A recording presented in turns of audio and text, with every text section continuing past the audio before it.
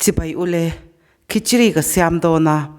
masur dal no chan ve ka manga mung dal te po man theya tui kan tianga man theya bu fai no chan ve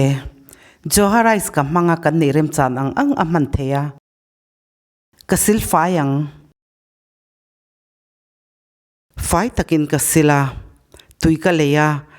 minit som panga tanga dar kar chan ve hun kan nei dana zirin kan chiang cooker ka mangdo na tel ka leya ghi ka tel le a tel langina siam theya ghi lang poina siam thei thawa tela lum de nu amar chapui so thing le purun war chan sin purun sen nen ka tela ka chuang min ve ang me hi alai hol aya niam dewa ka da purun te po min to a alu chana carrot le bean ka tela minit nga vel ka chuang mui ve photang me hi alai hola ka da thlai hi tui kan ti kan ni rem chan ang a man thei veka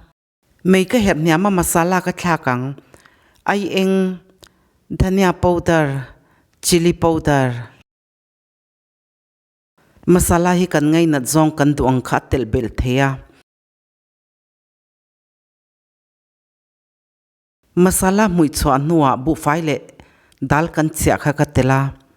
darkar chan ve ka chia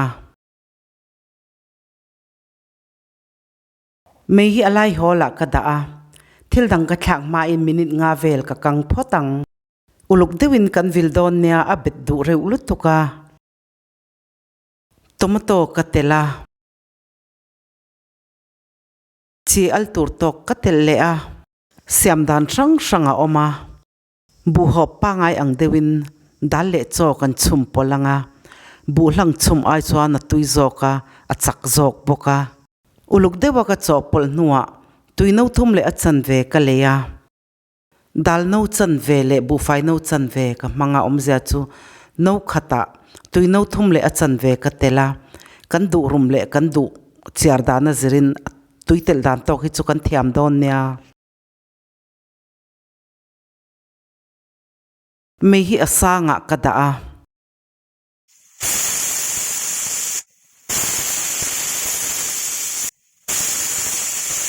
voi thuma phit nuwa mei ka ofa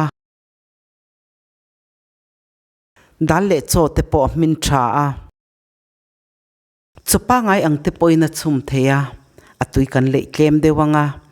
ei rong bol pe fak lo changa siama te po ati chi lutuk huna he lawa atui tho sia lo siam ve chin ro u kachinil min clear saka wangin kalome